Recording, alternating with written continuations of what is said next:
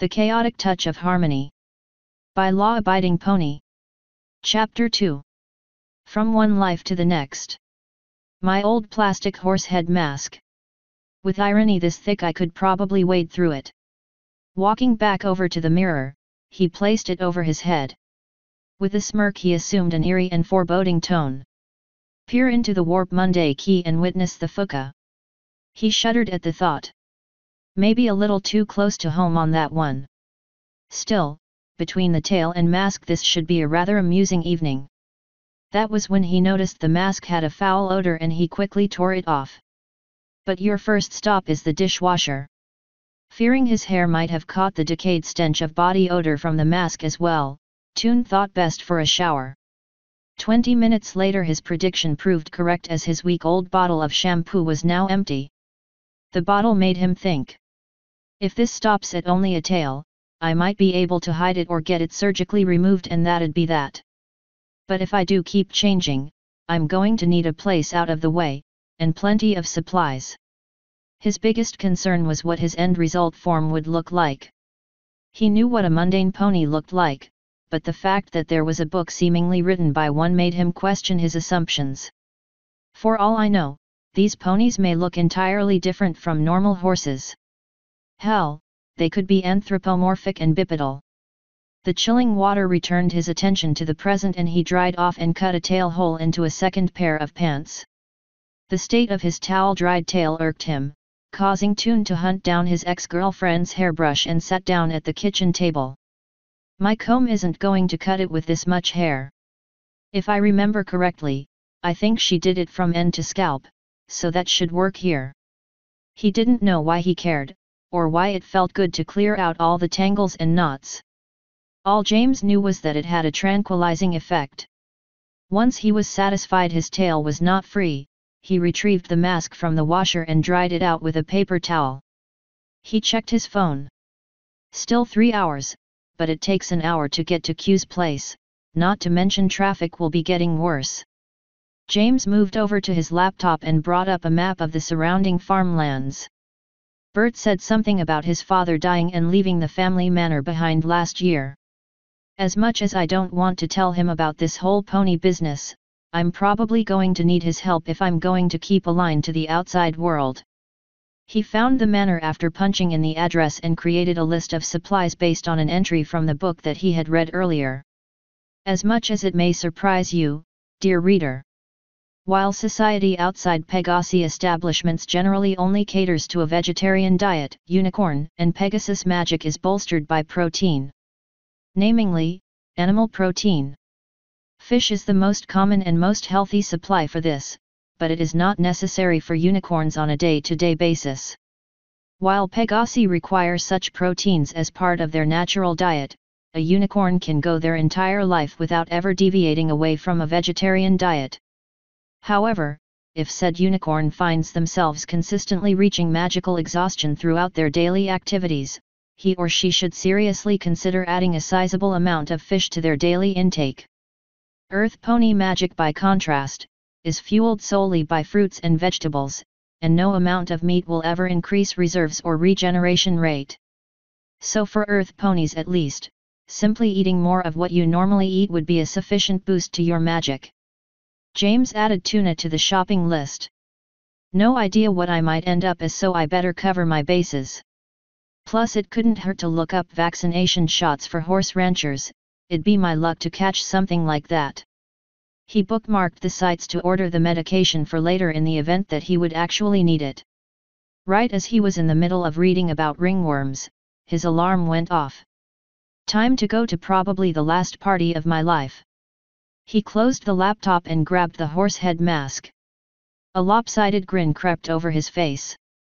I can feel sorry for myself tomorrow, right now it's about keeping a level head and having fun while I can.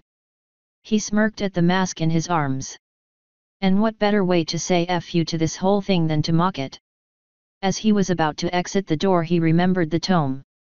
No telling what might happen. You're coming with me. He locked it and pulled the key off the string to place it on his keychain, but as soon as it was removed from the book, the key dissolved into his left hand. He was about to freak out until the key's outline appeared on his palm. Oh, this is just great! How am I going to open it now? He ground his teeth for a few moments before remembering something similar to this in a movie. Experimentally, he placed the hand on the lock. Nothing happened. Open, he said wishfully. Unlock.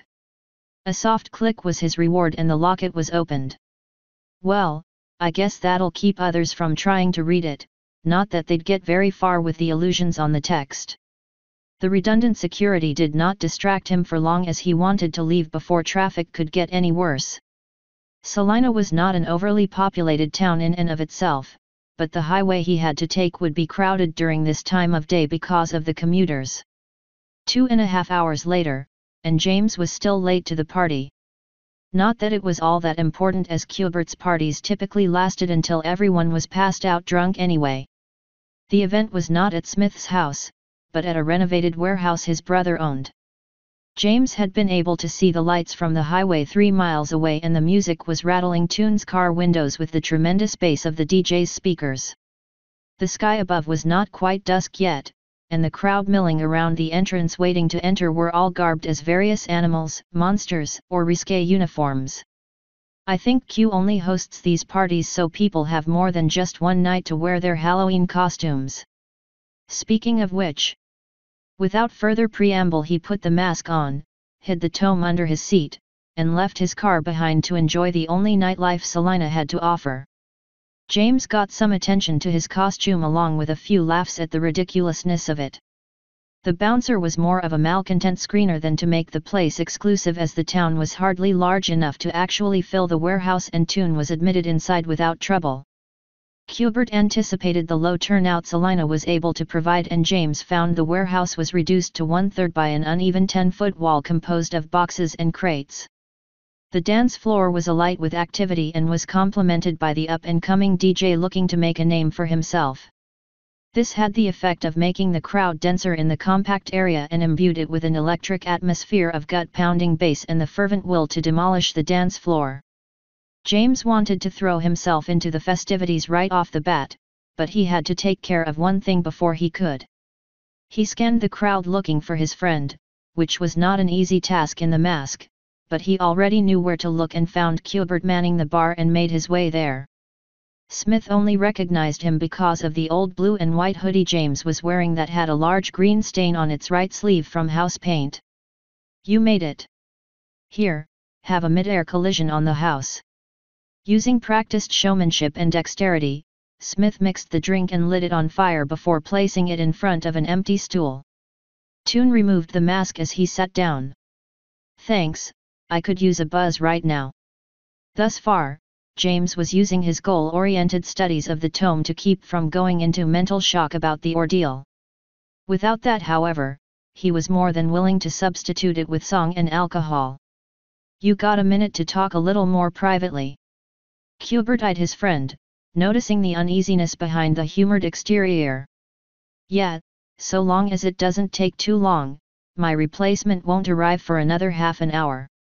"Shouldn't take but a minute," James assured. "Okay, gimme a moment, I'll meet you at that table."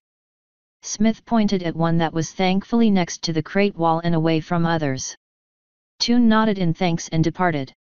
2 minutes later, Smith found Tune brooding at the table with a nervous look. He decided to take a disarming upbeat tone. "So what do you need to talk about?" "I need to borrow your grandfather's old house for a while." Cubert's brow furrowed. "What for?" "That back pain I had this morning was just a symptom of something potentially a lot worse. Doc says it's something called pontificatus." The drive to the warehouse had given James time to think of a name for it, so he was able to say it without pause. "That's a new one to me. It's not contagious, is it?" he asked with mounting dread. James managed to hide his own. "If it was, you'd be sporting a tail by now too." "Not at this stage, but it might become that way if it progresses any further. That's one reason I need to use the manor, as it's pretty far out away from everyone. The other is that the doc said getting away from any sort of air pollution will help me recover." "Well, I had the utilities shut off for it," Cubert began, but Toon interrupted him. I got a decent amount of savings stashed away, I can pay you back for that in a few months' worth. It was meant for my trip to Bora Bora next year, but that's not going to happen. Smith rubbed his chin in contemplation. Okay, I can do that then. When will you need to leave? I gotta check with the doctor tomorrow at noon.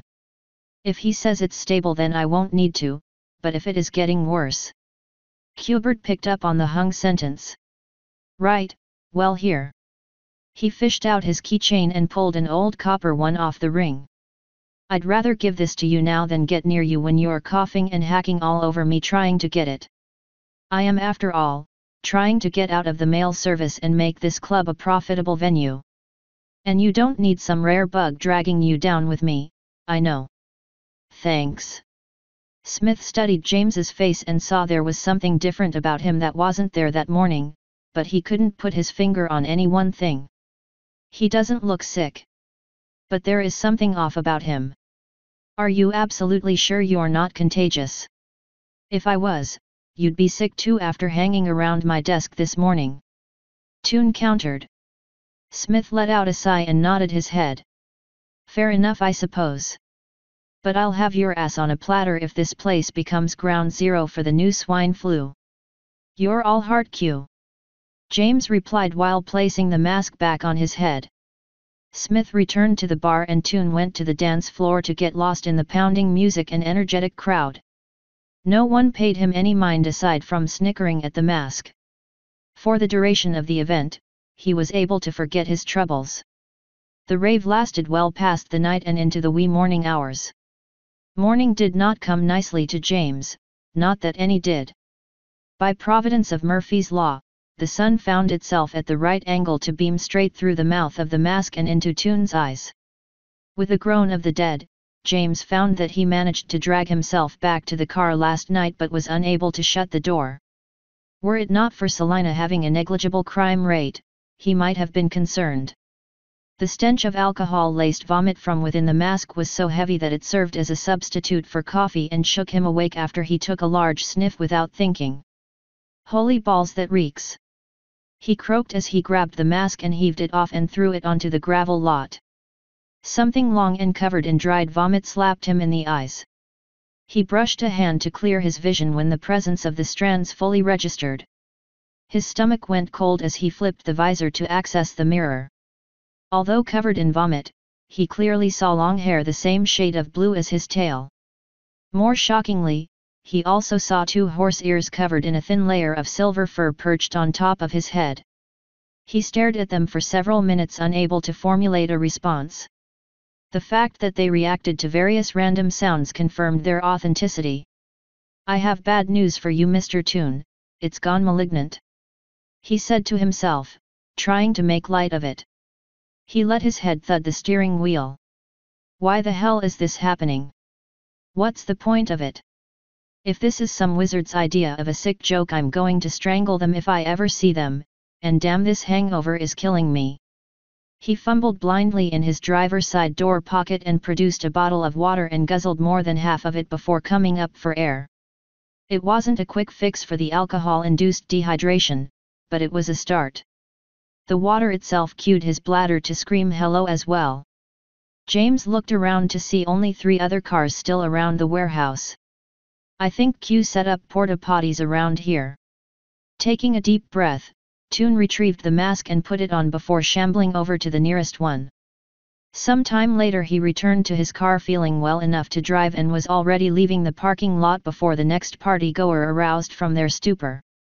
He took the path back home nice and slow in order to avoid the morning speed traps the local police typically set up after one of the Smith brothers' parties. James pulled in the driveway just past 3 hours and reached to grab the mask, but found it was absent. Crud, where'd I put it? He searched the seats, during which he was reminded of the tome and placed it on the dashboard, but a thorough search revealed no mask. I think I left it in the porta-potty. Well, it's not like I'll need that much longer to look the part. He remembered he was wearing a hoodie and pulled it over his head to hide his ears and slipped inside the house. Placing the book on the table, he walked over to the sink and started drinking water until he couldn't stand it anymore. After which he threw his clothes in the washing machine and himself in the shower. In it, he noticed silver fur was spreading from the base of his tail and had covered him completely from his lower back to midway down his thighs, but had not spread over much towards the front of him. Upon closer examination of the fur over his thighs, he could actually see new fur slowly but steadily growing towards his knees. I don't think bar soap is going to be on my shopping list anymore. Just gotta keep from panicking. I have a plan, and a way to fix all of this. The real question is just how close to a normal horse are these ponies? Preparing himself for a day of supply shopping, he donned loose-fitting sweatpants that did not cause much discomfort when tucking the tail inside, although he would only do so when he was about to leave. James also grabbed a new hoodie to hide his mane and ears. Before I leave, I should check those bookmarks and transfer the money out of my savings account to pay both it and Qbert off. After making his funds available, he purchased the whole array of vaccinations and various other horse care products, the online guides to horse ranching suggested. The one part he was stuck on was food. Will I still be able to eat the same things I do now, or will I have a change in diet? The book said 2 of the 3 tribes eat meat, with one of them requiring it. Better just cover all my bases and buy 1 bag of each type of horse feed and try it all out later. As he worked on ordering the shipments, he set one browser apart from the others to play a news feed. A male reporter with a deep baritone voice gave the latest news. Officials say the equivalent of 5 Americans was killed in the bombing. In astronomical news today, the meteor barreling its way towards Earth has been upgraded in threat. Where before NASA was confident that the mile-wide object's composition would lead it to breaking apart and burning up in the atmosphere, now claim that it will in fact strike the planet. The estimated trajectory is approximately 50 miles southwest of Honolulu. Experts say the resulting impact could cause a massive tidal wave which could devastate coastlines all across the Pacific. The President of the United States has this to say in a press release. Barbara. James paused in order to listen as the reporter was replaced by the Commander-in-Chief. My fellow Americans, and peoples across the world. The United States and the UN have been aware of the threat, and we already have a plan for this scenario already in place. In 2 weeks' time, when the meteor is in range, we will launch a series of nuclear missiles to break the meteor apart and divert most of its mass away from Earth. For those of you with concerns about the electromagnetic pulse, rest assured that the detonations will be far enough away that the world's infrastructure will come to no risk of being damaged. He tuned the rest of the news out to mere background noise during the 30 minutes it took to have everything ordered and on its way to the manor. That just leaves me to buy some food at the supermarket until the shipments arrive. With the online shopping done, Toon called Qbert while he packed an old backpack with clothes and toiletries, gathered 2 large coolers left over from the house's previous occupants, his laptop, and the spell book into the trunk of his car. The pocket knife and whetstone he put inside the glove box. After filling up at a gas station, he headed towards the local Walmart. I better call Bert to let him know what's up. At a stoplight he plugged his phone into the car stereo and put the phone on his lap so he could talk hands-free. Hey Bert. Hey James. He paused for a second as concern tinted his tone. You don't sound like yourself today. Yeah, that's the reason I called. Doctor said it's progressing.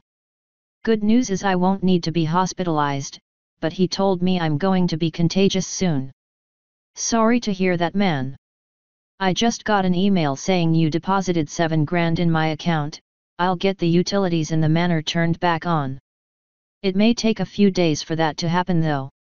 I think I can last that long without a problem. I just want to get out of town before I get anyone sick. I'm all for that.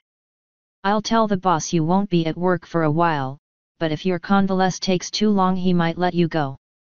I think my job is the least of my problems. Well, let's hope it doesn't come to that. Thanks again for the place to stay during all this. As long as you keep the rent coming, you can stay all you want. Qbert added half-jokingly. Talk to you later. Later. James hung up as he walked through the parking lot to retrieve a card. He checked his phone for the list.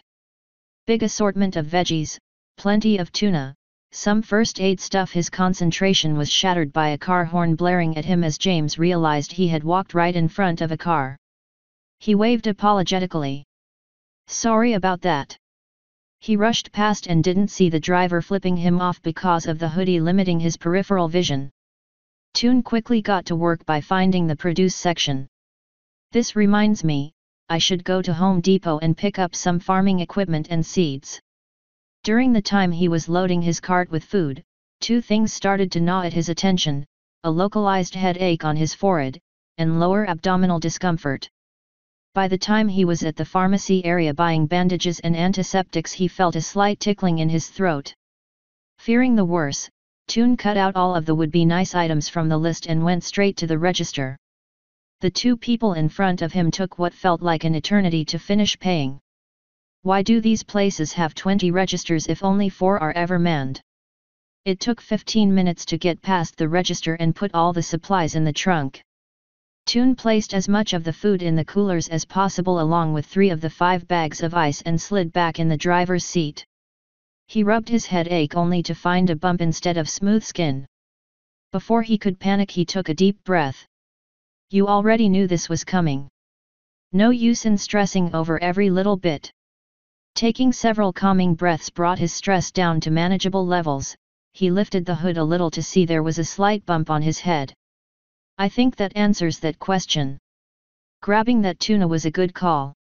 Remembering he was in a busy parking lot, he lowered the hood back over and drove 3 streets down to the Home Depot. I gotta make this quick. A horn isn't exactly something I can hide easily. Before he entered, he saw an ATM. Might be best to stop using my debit card to buy all this. It might raise some red flags if I'm ever listed under missing persons. Pulling as much money as the machine would allow, James tried to ignore the mounting abdominal discomfort. Grab the seeds, some tools, fertilizer, and get out of Dodge. In the interest of time, he sought out an employee. Excuse me, could you point me towards the gardening tools and seeds? Sure thing, miss. Seeds are in aisle 3 and the tools are right next to them in 4. Ah, thanks. He walked off as the employee gave a polite nod. Great. Ponies must have higher pitched voices in general. Never thought my slight build would have been an asset. Toon gathered the last of the tools, and as he leaned down to put the spade in the cart, a stabbing pain lanced his forehead and a trickle of blood fell over his eyes and onto the floor. I think it might have been more prudent to have done my shopping before the party. James rolled his left sleeve up to his elbow and rubbed the blood off on his skin while he raced to the men's room. He caught the attention of several people, but he paid them no mind. Toon almost skidded to a halt after seeing 2 men walk into the restroom. There's no way I can clean up a horn on my head without ending up on a cell phone. His eyes caught sight of a family restroom meant for parents and kids and jumped inside. Relief flooded him in discovering it was empty and locked the door behind him. Alone at last, he threw the hood off and grabbed several paper towels to stop the blood flow and clean off his arm. His horn had broken through and was protruding 3 centimeters out from the skin. However, that was not his only concern. Silver fur was peeking out from under his collar and his face was slightly elongated. Are my eyes bigger too? I'm not going to have time for fertilizer, I need to grab the seeds and get the hell out of here ASAP. An itch on his chest prompted him to lift his shirt to see the entirety of his torso was covered in fur. Where'd my pecs go? His gaze went lower. Down over my stomach. Just like a dog or cat. Shit, that probably means ponies are quadrupeds. All the more reason to get out of here. I'll just have to get Q to buy the farming supplies, at this rate I won't have time to grab it myself. The blood kept leaking for 5 minutes before the skin shifted to accommodate the growing spiraled horn and stabilized around it. James was fixing his clothes when someone banged on the door. Ma'am? Several people saw you run inside bleeding. Are you okay in there? Do I need to call 911? I'm quite literally as flat as a washboard, is a higher voice all it takes nowadays? He cleared his throat and placed the hoodie back over. He was only mildly aware that the horn was tenting the hood. I'm fine. I just got cut on a nail, it was my fault. James exited the restroom to find a very concerned floor manager and 3 other people. See? Perfectly fine. The manager reached out to him, but kept it professional and avoided making actual contact. Are you sure? There's a good amount of blood on your shirt. Toon looked down to see there were in fact a few crimson stains running down the hoodie. The manager noticed something on his forehead move the hood, but assumed it was a pair of glasses. It was just a scrape, I had some band-aids in my pocket, I'm fine. The manager didn't believe him, but he couldn't do anything further without risking legal charges. All right, miss. He backed off from James and lowered his hand. Have a good day and sorry that this happened on my watch. It's no problem really. Toon replied as he slid past the small crowd. He abandoned the cart of tools entirely and briskly walked back out to his car. In his haste to distance himself from the store, he forgot his tail and sat down wrong, causing the appendage to protest painfully. I'm not going to need to hide you anymore, so out you go. Without caring if anyone was watching, he grabbed the pocket knife and cut a hole in his pants and slid the tail through. It had been a dull ache to him all throughout his time shopping, and it was an enormous relief to set it free again. I gotta move if I'm going to get to the manor before anything else changes. James started the car and after checking the phone to get the correct route, he drove off towards the highway. The pain in his forehead had all but disappeared now that the horn was free of his skin. The shredding agony in his lower abdomen, however, was cresting to the point where it was too much of a distraction to drive safely. Why does it have to hurt so damn much? He grunted while leading the car to an off-street half a mile from the freeway entrance. Thankfully it was empty save for a handful of parked vehicles. The pain peaked in a gut-jarring knife stab in his groin, making him scream in pain. Aside from a dull throbbing, the agony subsided quickly, leaving him gasping for breath. Holy piss, that hurt. He reached down to massage the ache away when he felt something was missing. His eyes shot open as he pulled his pants off his hips to find nothing but smooth fur. Of all the changes thus far, and the self-denial of the pronouns used against him, this brought him up short and his mind broke. A solid minute later, he regained his wits and would swear for the rest of his life that he heard uproarious laughter coming from somewhere. You're joking, he said after breaking from his dazed state and felt for his old friend only for his fingers to find unfamiliar folds in its place. What the flaming hell is this? He raged while slamming his fists on the wheel. Changing my damn species wasn't enough for you? You had to take my gender too. James's grip on the steering wheel hardened until his knuckles turned white as he ground his teeth together as his acceptance for the whole ordeal shattered. I don't know how. But I know some bastard up there is laughing his ass off at me. A crazy thought struck him, and a wicked humorless grin slid across his face. I still have the tome, and it still has the spell to fix all this. So you know what? He asked himself with a snarl. I'm not going to give him the satisfaction for watching me squirm over losing my dick. You want to laugh at me? Well, tough shit. You wanna play hardball? Fine, I'm game. He formulated an idea and looked to see where he was exactly. 27 Welsh Street. Perfect. He pulled the hoodie off and straightened the undershirt. He noticed the fur on his arms was now growing over his elbows, but the heat of the moment allowed him to ignore it. After giving his mane a quick tousle to keep it out of his eyes, Toon brazenly stepped out of the car not caring if anyone saw him and marched directly into the store called Kinky Pleasures. The bored cashier was reading a gossip magazine when Toon barged in and headed straight for her. Damn girl. That is some sick cosplay, love the ears, but the costume party was last night. I was there. James replied with undirected malice. Where do you keep the dildos? He was too high on the pissed meter to care about the weirdness of asking such a question. She pointed at a sizable selection visible from the register. Take your pick, honey. Toon found himself at a loss as to what to buy given his complete lack of experience, so he grabbed 3 different sizes, paid in cash, and stormed back to the car. James threw the discreet bag onto the passenger seat and drove towards the manor, dead set on reaching it before he was robbed of his hands and feet. "I'm going to get to that spell even if it kills me,"